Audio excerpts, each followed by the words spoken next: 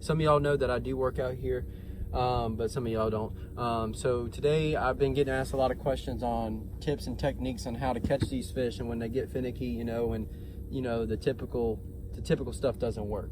We're in August right now, and it's still hot, but these fish are starting to group up a little bit better, and also are moving kind of into that fall transition period where they're starting to chase bait a little bit more than usual. And so with that being said, first off, I think we need to cover that this is a phosphate pit.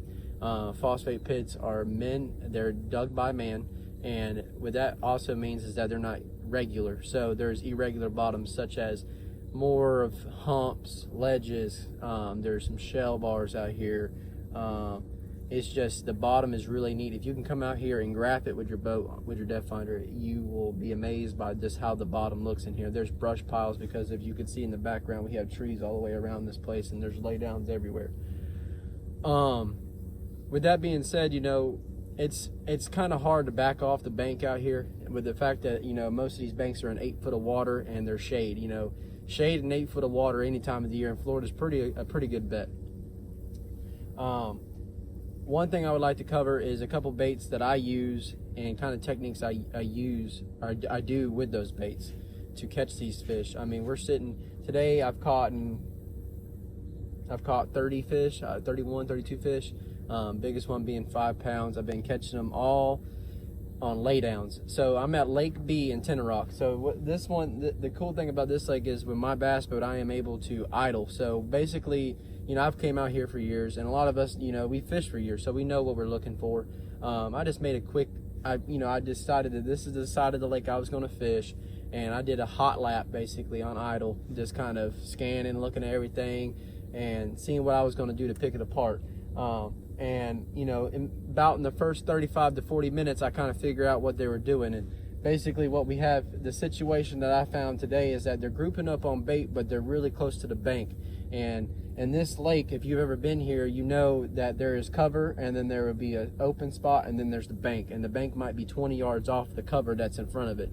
So getting back to the main bank is really hard. Well, today I caught several fish on a frog, some on a worm, I caught some on a swim bait. I've just been kind of moving around baits, but I started really catching them when I started, like I said, kind of figuring out the pattern, and I was able to catch them on a few different things. But I figured they're on the laydowns. I mean, it's normal for them to be on the laydowns out here. Like I said, these laydowns are in 8 foot of water, so why wouldn't they be on them? It's brush and 8 foot of water.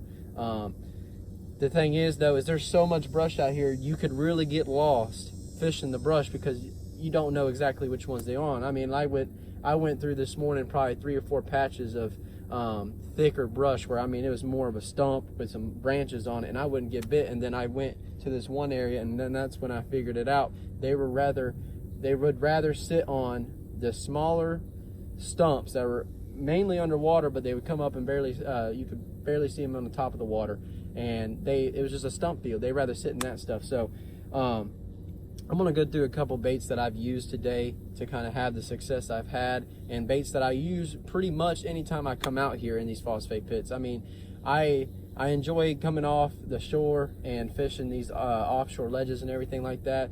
I caught 2 like that this morning on a 5XD, Tri-King 5XD. But mainly all my fish have came off the laydowns. Like I said, with all this rain we've been getting, it's a great tactic just to stay in that 8 foot of water on the bank with all these laydowns and just go to town. And it's also fun because you're pulling out of some gnarly stuff.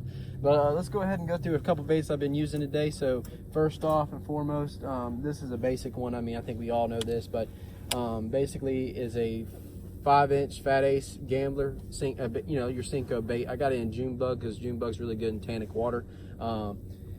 Basically what I'm doing with this is I'm getting into these laydowns, and I'm trying to stay off of them as far as I can, either talon down, or I'll try to stay off it with the trolling motor, and I'm just making precise flips and skips and pitches to the target. With this technique, like I said, for the guys that are getting into fishing, if you're watching this, you're gonna want a little bit more beefier tackle. But the thing is, I figured out and that helps me, is that you don't want too beefy, because you don't really want that 7.6 to 7.11 rod when you're skipping laydowns, because when you're real close to it, you have that really long rod. It's kind of hard to maneuver around. Even if you're far away, you know, you can make an easier pitch skip cast or a skip cast or a roll cast with a shorter rod. So right here I got a 7-foot heavy Duckett Micro Magic Pro, and my bait's just, like I said, a 1/4 ounce tungsten. I got it pegged, you know, like a normal Florida rig, with a 5/0 wide gap with a 5-inch fat ace. And like I said, it's just been precise, you know, pitching and skipping. I caught about 10 or 12 fish on this. I'm running 17-pound P-line fluorocarbon. Like I said, with this technique, I would definitely, you could go to braid or you can go to fluorocarbon. It really doesn't matter. I mean, if it kind of depends on how you feel. I'm more confident with fluorocarbon. That's what I always use. But I would definitely go to a heavier line, because you are fishing this heavier stuff. Okay, so that was that. All right, so then going down, I was talking about this morning on frogs. I got out here about 6:30, so it was still, you know, that morning, you know, topwater bite. And I went around to an area where, like I said, it was just laydowns and good cut banks, and I was just throwing a Spro frog, Spro walking frog. You know, I have it on my frogging rod is a Duckett Silverado 7.3 heavy. It's got a good tip on it, and it's got the bigger guide, so I could throw that heavier braid without having a problem with the micro guides. That's what I was using this morning. That's a good, I mean, frogs are always good in these laydowns and stuff, because you can get them in there. Even if you're using a popping frog, you can get in there and you can slow that bait down.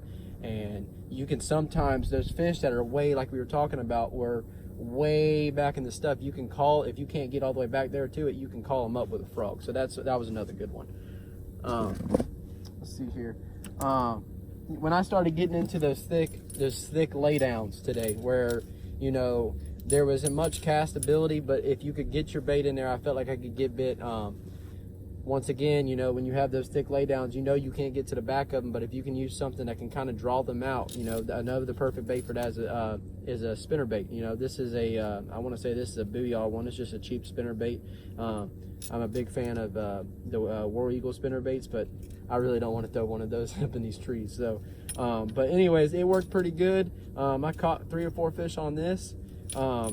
Just calling them out of the wood, you know, staying off of it, making long bomb casts into it and pulling it out. Right here, you know, a good spinnerbait rod. This is a 7-foot medium heavy.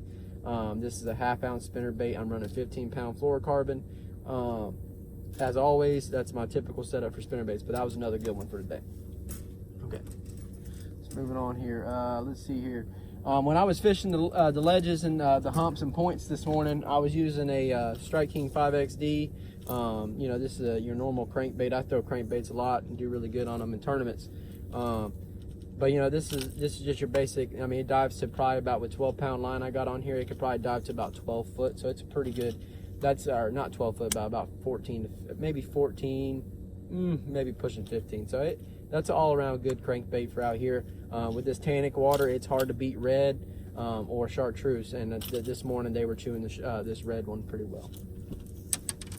Okay, so moving on. Now when I was, like I was telling you guys earlier, when I found out that they were kind of in the stumps, you know, when I found out they were in the stumps today, I had to find something that kind of would stay in the strike zone, but I can still cover a good amount of water, because I can, you know, with those stumps, they're in like maybe a 100-yard area, so you just, you know, kind of can go through with a graph.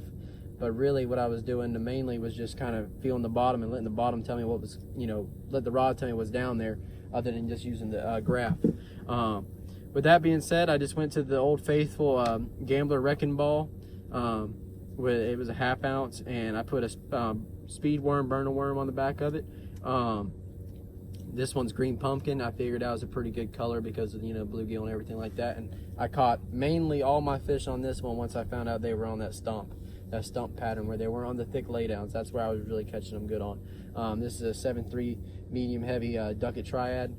This is a really good worm rod, even for this 1/2 ounce weight. It's a really good rod. It's good. It loads itself pretty well.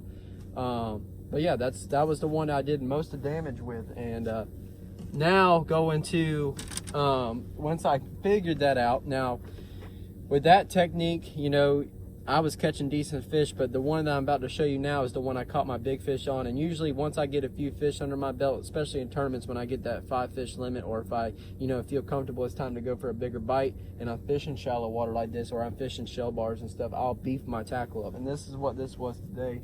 I took catching them on that, I knew that I could probably throw a football head jig or something that would stay on the bottom and make contact with it. And hold it there would be a good bait. So I went to a structure jig. This is a Strike King structure jig, and I got a Zoom Fat Albert on the back of it, twin tail. And this is basically, once I got into that stump field, got bit on that, this is what I caught the 5.5 on. I caught him on this in that stump field, because I knew that if I could keep that down there and catch him, I knew I could throw the jig and get a bigger bite. This right here is a 7'3" medium heavy, or 7'3" heavy action. Basically their jig rod. This is the Duckett White Eyes 2. This is a 1/2 ounce jig, like I said. So I'm running 17-pound line, getting them out of the stumps and stuff. I also did a little bit of pitching and skipping with this jig. I mean, it's a little bit harder. It's a 1/2 ounce, but that was basically, I knew that I could get bit on that. I have really a lot of confidence in the jig, and the jig is a really good bait out here. Good brush guard. You ain't gonna get stuck much. The biggest thing is you got to know you got to be able to hook them real well. You got to drive that hook and get them out of there quick before they get you wrapped up and everything. But other baits, I have another bait I'll show you real quick that I didn't really use today. I don't even think I caught a fish on it because I didn't use it much. But another good one, a really good one for this tactic, especially once we get into those faller months when we're getting those cold fronts and everything, is a Rapala DT6. This is a very hard bait to beat out here, especially in these laydowns, because you can cover water. And this right here is, it's just it's almost like a square bill, but it's not a square bill. It doesn't have a square lip, but it's about the same size. And man, this thing amazes me how much it can bounce off cover and not get stuck with these 2 treble hooks. It dives 6 feet, like the name says. I usually throw it on 12-pound line. Today I got it on 15 because I am fishing stumps, and I actually got a really bad fray right there, so I have to retie that before I throw it again. But usually, I go right at it. Like I tell people all the time, you can't be scared to make that cast that someone else won't make. So, I'll throw this thing into the thickest stuff and I'll pull it out. And usually that's when I'm going to get bit, is when I deflect off of something. And if you ever buy one of these, you'll see what I'm talking about with the deflection. It is absolutely crazy. The hooks that come on it are really great. That's basically it. I stay between about 3 colors. They have a bluegill color, the chartreuse and brown, and then the blue with the chrome back. Those right there are the best colors, and to me, for DT6s. Square bills are the same way. I pretty much stay with the same colors for square bills. But yeah, that's basically it. Those are my tactics that I use out here. That's pretty much all year long. If there's more vegetation that gets in here, there's more mats, you know what I'm saying, and there's a cold front that comes through, I might pull up in there and punch the mat, and that's when I'll use my, my flipping stick and everything like that. But mainly, these are it.